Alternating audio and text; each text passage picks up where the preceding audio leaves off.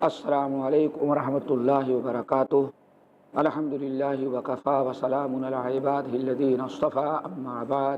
محترم ناظرین، ہم آپ حضرات کی خدمت میں اپنا اسلامی ایک نہایت اہم موضوع لے کے پھر حاضر ہوئے ہیں، اور یہ موضوع پچھلی نشستوں کا ایک حصہ ہے۔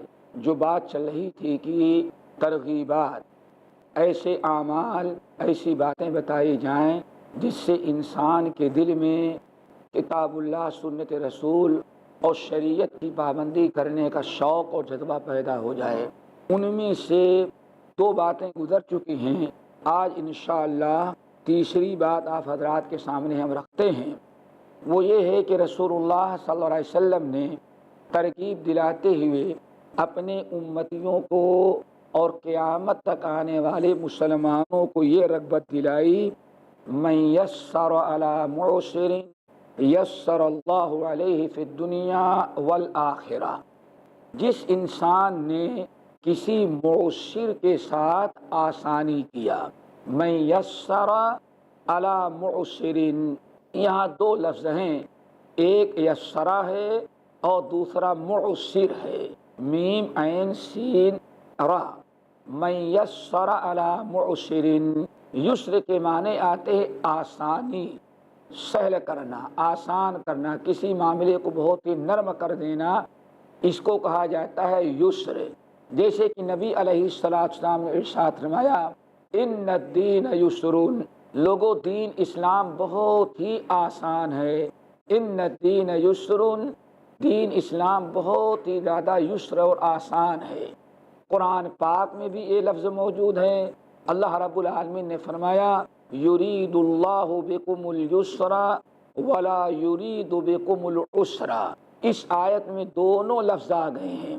نبی علیہ السلام نے اس حدیث مبارک میں جو بیان فرمایا، من یسر علی معسر، یسر اور عسر، معسر دونوں آ گیا اس آیت کے اندر۔ فرمایا رب العالمین نے، ان اللہ یرید بکم الیسر ولا یرید بکم العسر، اللہ تمہارے ساتھ یسر چاہتا ہے، اللہ تمہارے ساتھ عسر نہیں چاہتا۔ قرآن پاک میں میرا خیال ہے کہ ہمارے تمام ناظرین کو یہ آیت یاد ہوگی۔ اللہ رب العالمین نے قرآن پاک میں فرمایا، فَإِنَّ مَعَ الْعُسْرِ يُسْرًا إِنَّ مَعَ الْعُسْرِ يُسْرًا فَإِنَّ مَعَ الْعُسْرِ يُسْرًا إِنَّ مَعَ الْعُسْرِ يُسْرًا۔ دیکھیں ناظرین، یہاں اللہ تعالیٰ نے دونوں لفظ کو ایک ہی آیت میں استعمال کیا ہے۔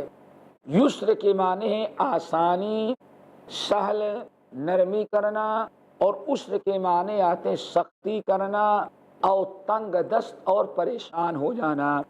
اب آج حدیث کا ترجمہ یہ ہوگا، نبی علیہ السلام جو اس حدیث میں امت کو ترغیب دلا رہے ہیں، اس کا ترجمہ، اس کا معنی یہ ہوگا کہ من یسر علی معسر، جس نے معسر تنگ دست پر آسانی کیا، جس نے پریشان حال انسان کے ساتھ آسانی اور نرمی کا معاملہ کیا۔ من یسر علی معسر، جس نے معسر تنگ دست کے ساتھ آسانی کیا دنیا کے اندر، تو یسر اللہ علیہ فی الدنیا والآخرہ، اس کے عوض اللہ تعالیٰ اس کے دنیا اور آخرت دونوں جہاں میں اس کے ساتھ آسانی اور سہل کا معاملہ کریں گے۔ ناظرین، یسر کا مطلب تو آپ نے سمجھ لیا۔ معسر، تنگ دست کس کو کہتے ہیں؟ یہاں تنگ دست سے مراد ہے کہ ایک انسان آپ سے مال لیا، ایک انسان آپ کے ساتھ کاروبار کرتا رہا، یا آپ سے کوئی ادھار مال لیا، لیکن ادا کرنے کی باری آئی تو اس کے حالات بدل گئے، اب پہلے جیسے اس کے حالات دینے کے لائق نہیں رہ گئے۔ یا کسی انسان نے بوقت ضرورت آپ سے قرضہ لیا، لین دین کا معاملہ کیا، اور اس نے کہا کہ ہم آپ کا ادا کر دیں گے، لیکن ادا کرنے کے پہلے اس کے حالات بدل گئے۔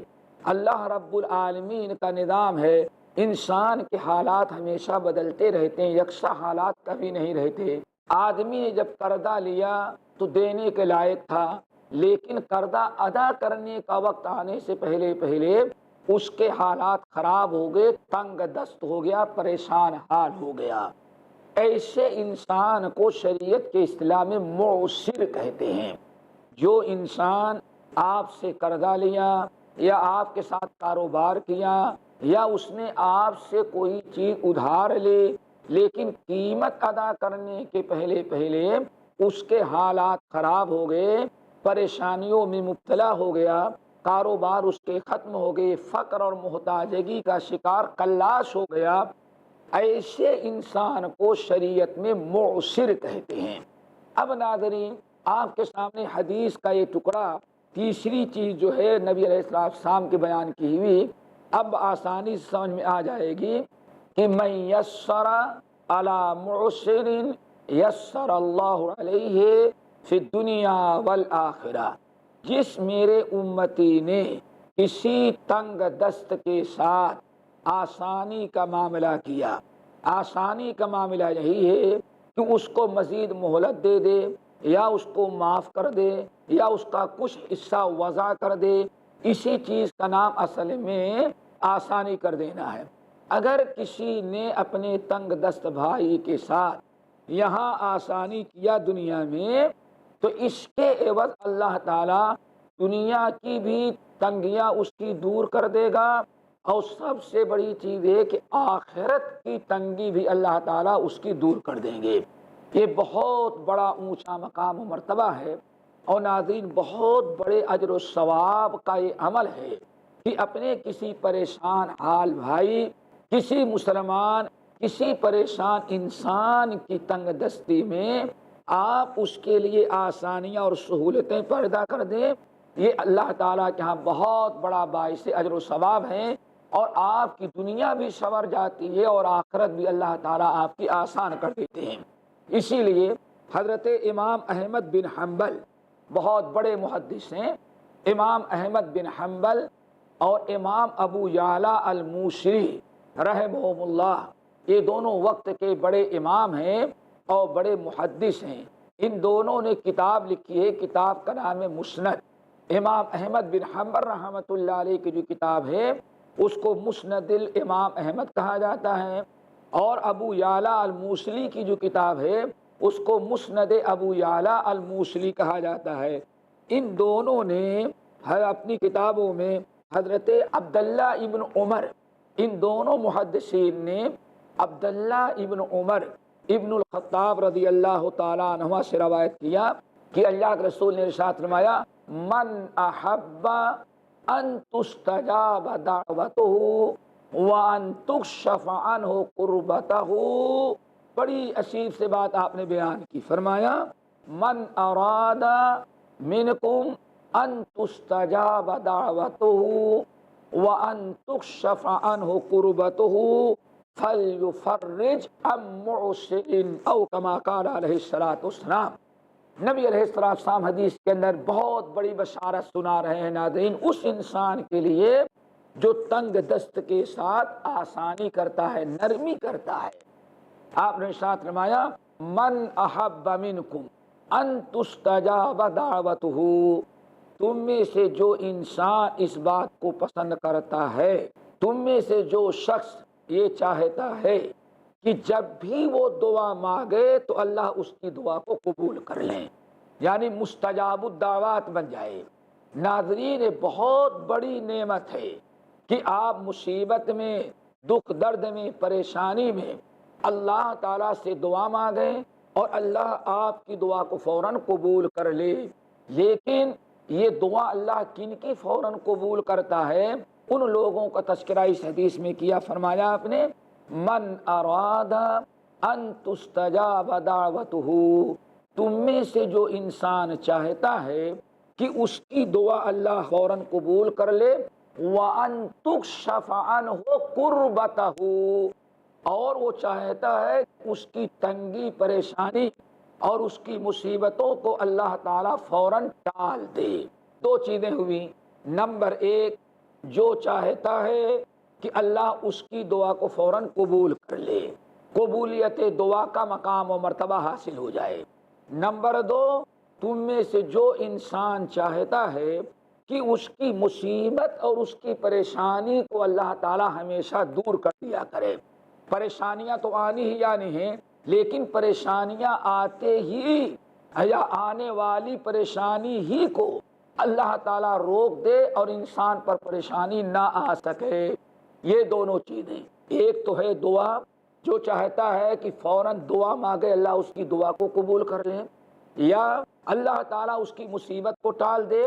تو آپ نے فرمایا فَلْيُفَرِّجْ عَن مُعْسِرٍ، تو اسے چاہیے کہ تنگ دست کی تنگ دستی اور پریشانی کو وہ دور کر دے.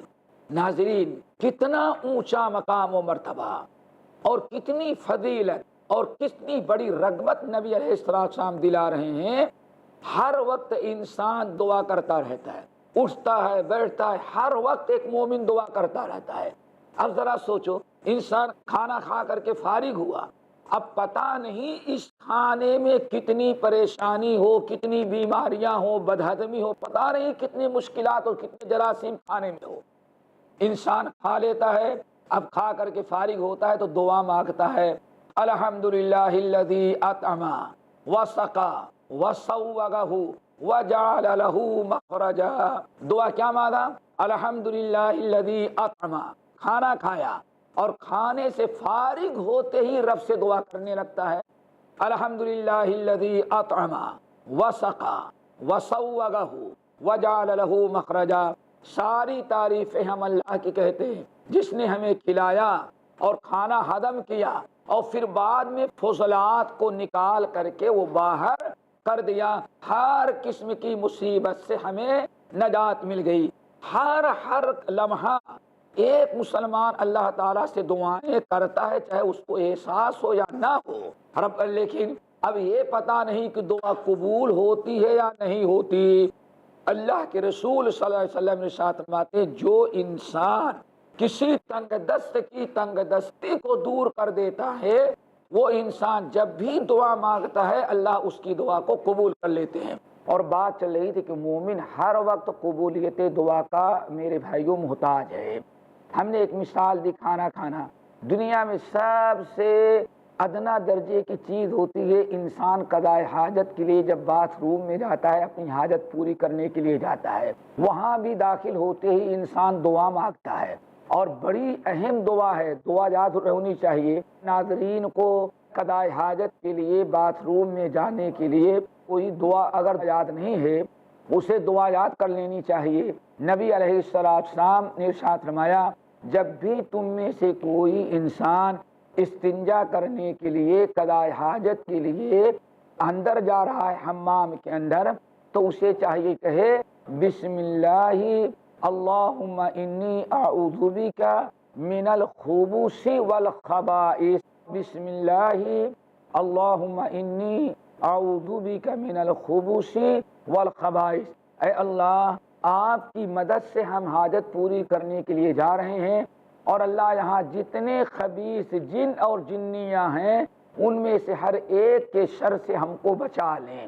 اور کتنی بڑی دعا ہے.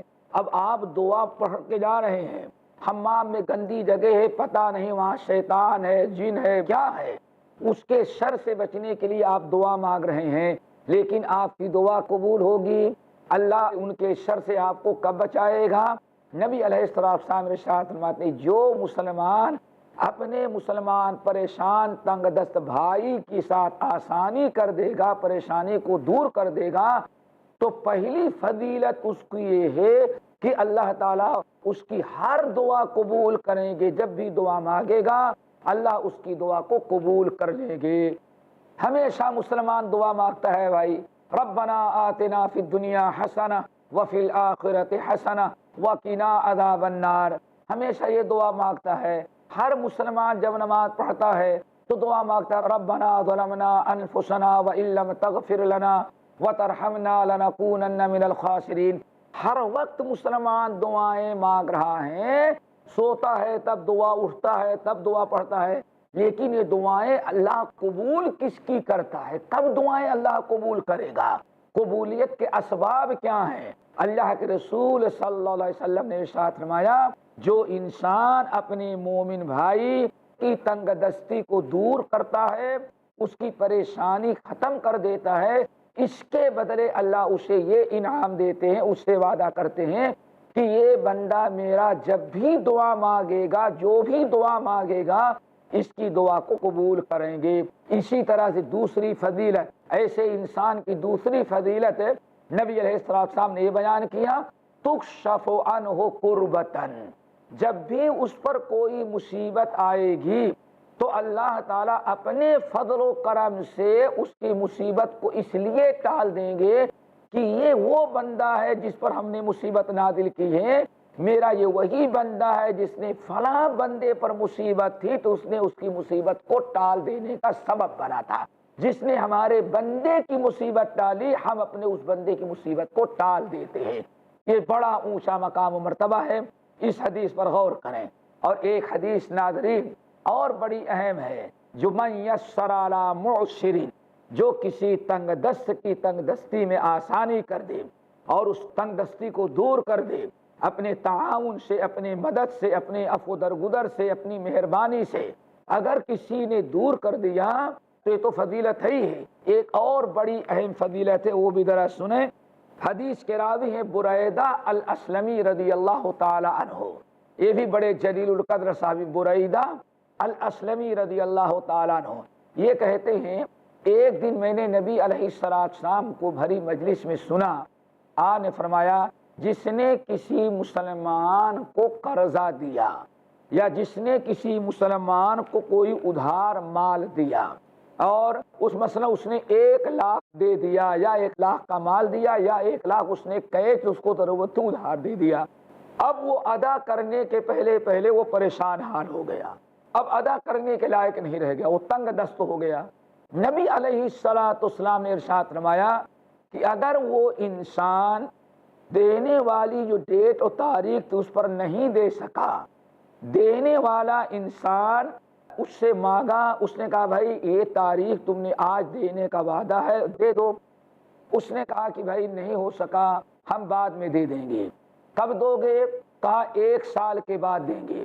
بریدہ رضی اللہ تعالیٰ عنہ کہتے ہیں میں نے نبی علیہ السلام کو سنا کہ آپ نے فرمایا اگر اس نے آئندہ کی مہلت دے دیا تو جتنا مال اس نے دیا ہے اتنا مال کے صدقہ کرنے کا روزانہ اللہ تعالیٰ اس کو ثواب دیتے ہیں۔ یعنی اگر اس نے 1,00,000 دیا اور 1 سال کی مہلت اور دے دی تو نبی علیہ السلام نے ارشاد فرمایا اب 1 سال بھر روزانہ 1,00,000 صدقہ کرنے کا ثواب اللہ اپنے فضل و کرم سے اس کو دیتے رہیں گے۔ ناظرین ذرا سوچیں، ایک انسان ہم میں اور آپ میں سے کون ہے جو روزانہ 1,00,000 صدقہ کرے؟ 10 20 25 50 صدقہ کرنا بھاری پڑ جاتا ہے، لیکن آپ نے کسی مسلمان بھائی کو دیا اور وقت پر ادا نہیں کر پا رہا ہے، اگر آپ نے اس کو مزید مہلت دے دیا، سہولت دے دی، آسانی کر دیا، تو آئندہ جتنے دن تک کے لیے آپ نے اس کو مہلت دی ہے، آسانی دی ہے، اللہ تعالیٰ روزانہ پورے مال کا صدقہ کرنے کا اجر و ثواب اللہ آپ کو دیتے ہیں۔ بریدہ اسلمی رضی اللہ تعالیٰ عنہ کہتے ہیں اس طرح سے میں نے سنا، پھر ایک مجلس میں میں نے سنا نبی علیہ السلام ایسے بیان کر رہے ہیں، آپ نے رغبت دلائی کیونکہ بڑا ثواب کا کام تھا، ترغیب تھی، اسی لیے نبی علیہ السلام نے دوبارہ کچھ دنوں کے بعد مجلس میں پھر بیان کیا کہ بھائی جس انسان نے کسی اپنے بھائی کو قرضہ دیا اور وقت پر ادا نہ کر سکا، اگر وہ آئندہ کی مہلت دے دیتا ہے تو جتنے دن تک کے لیے مہلت دیتا ہے روزانہ اتنے مال کے صدقہ کرنے کا ثواب ملتا ہے۔ بریدہ رضی اللہ تعالیٰ عنہ کہتے میں خاموش رہا، پھر ایک عرصے کے بعد ہم مجلس میں موجود تھے، نبی علیہ السلام نے پھر یہی بیان کیا۔ اس کا مطلب ہے کہ نبی علیہ السلام رحمت للعالمین تھے، تنگ دستوں پر مہربانی کر رہے ہیں، تنگ دستوں کے ساتھ آسانی کرنے کی فضیلت بیان کر رہے ہیں، رغبت دلا رہے ہیں، اور ادھر قرضہ دینے والا جو مہلت دیتا ہے اس کو بھی آپ ترغیب دلا رہے ہیں، دونوں کو ترغیب دلا رہے ہیں۔ رسول اللہ صلی اللہ علیہ وسلم نے پھر تیسری مرتبہ بیان کیا، خاموش ہو گیا۔ کہتے ہیں ایک چوتھی مرتبہ کچھ عرصے کے بعد پھر نبی علیہ السلام نے بیان کیا، لیکن اب کی کا چوتھی مرتبہ کا جو بیان تھا پہلے بیانوں میں تھوڑا سا فرق تھا.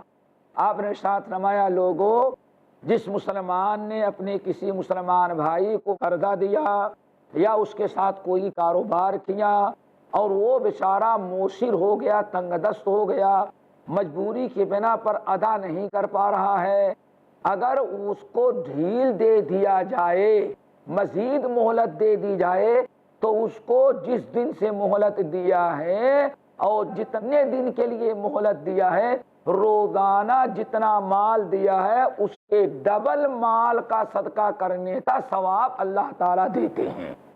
پہلے آپ نے کئی مجلسوں میں بیان فرمایا کہ اس جتنا دیا ہے اتنے کا صدقے کا ثواب ملتا ہے، لیکن چوتھی مرتبہ آپ نے ذرا بات بدل دی.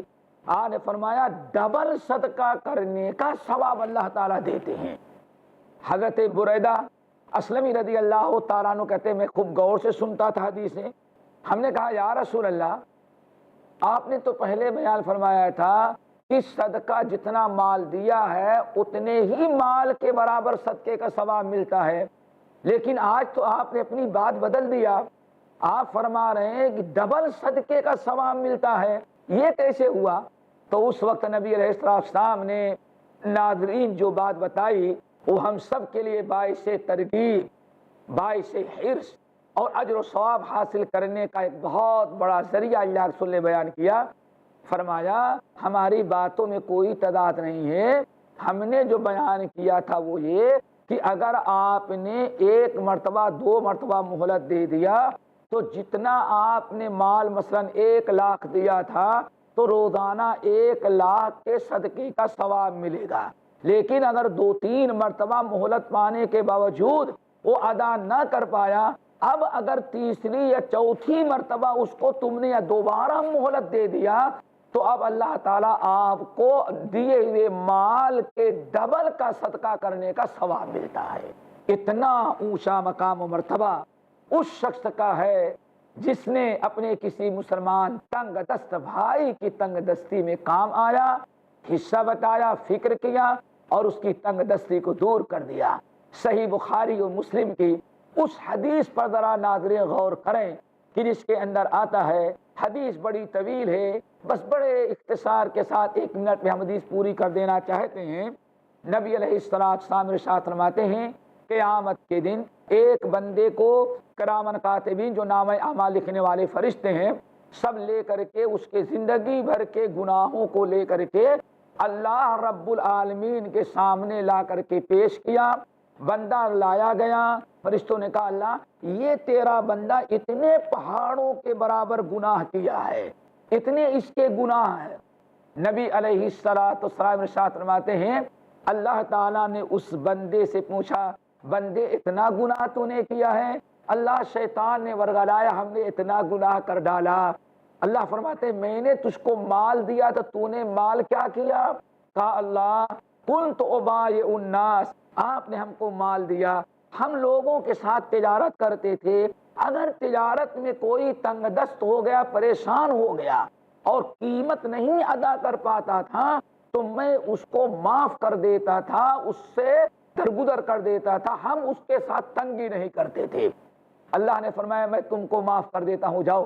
فرشتوں نے کہا اللہ اس نے اتنے گناہ کیے ہیں، پہاڑوں کے برابر اس کے گناہ میں نے نوٹ کیے ہیں، آپ ایسے معاف کر دیتے ہیں؟ نبی علیہ السلام نے ارشاد فرمایا اللہ تعالیٰ فرشتوں سے کہتا ہے تم نے گناہ نوٹ کیا میں نے دیکھا، لیکن یہ میرا وہ بندہ ہے جو میرے تنگ دست بندوں سے درگزر کرتا تھا، اس لیے حشر کے میدان میں نے بھی اس سے درگزر کیا کیونکہ یہ بندہ پریشان حال بندوں سے درگزر کیا کرتا تھا. میں یسر علی معسر یسر اللہ علیہ فی الدنیا والآخرہ. ناظرین اللہ تعالیٰ سے دعا کریں کہ ہم سب کے اندر یہ بہترین خوبیاں پیدا کر دے جو ترغیب و ترہیب کے ہیں. باقی پھر انشاءاللہ اگلی باتیں پیش کریں گے. السلام علیکم ورحمۃ اللہ وبرکاتہ.